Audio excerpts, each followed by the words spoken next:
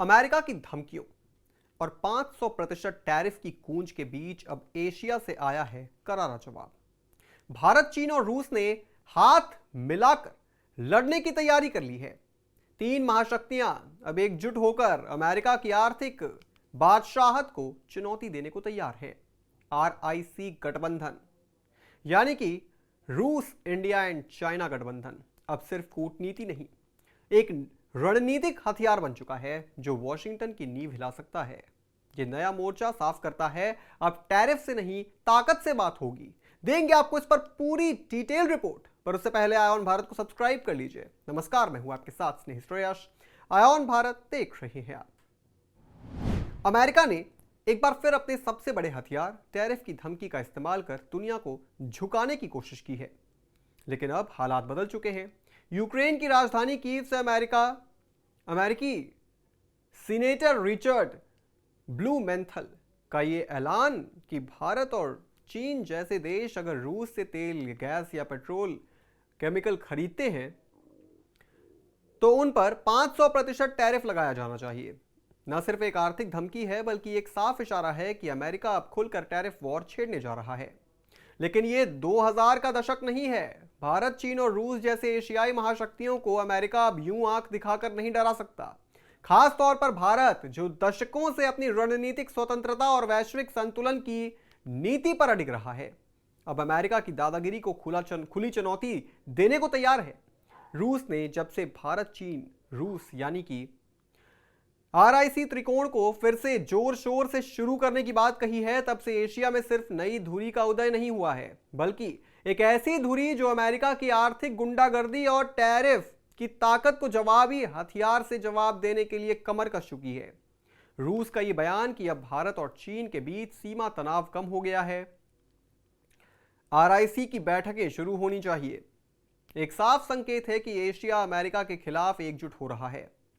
America की लगातार आर्थिक ब्लैकमेलिंग, रणनीतिक हस्तक्षेप और दोहरे मानदंडों से तंग आकर अब भारत, चीन और रूस एक वैकल्पिक वैश्विक गठबंधन की ओर बढ़ते दिख रहे हैं।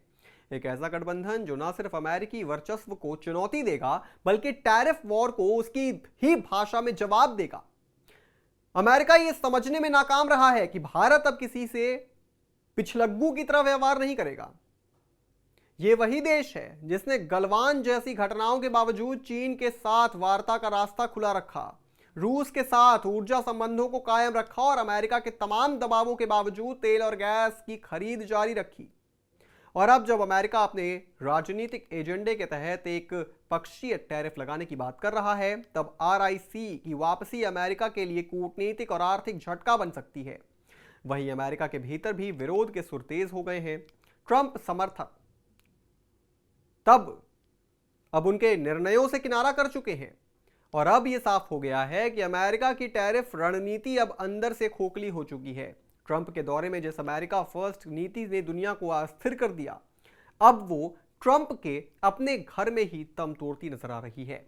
यूरोपीय सहयोगी खामोश हैं, एशियाई देश विद्रोह पर उतर आए हैं और ट्रंप का खुद का कुनबा अब उनके टैरिफ फैसलों के साथ नहीं खड़ा है।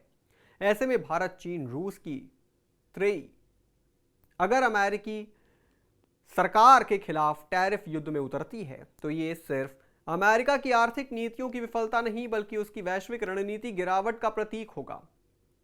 यह समय है कि भारत अमेरिका की आंखों में आग डालकर कहे कि हमारी ऊर्जा नीति हमारे हितों के हिसाब से चलेगी, ना कि तुम्हारी धमकियों से।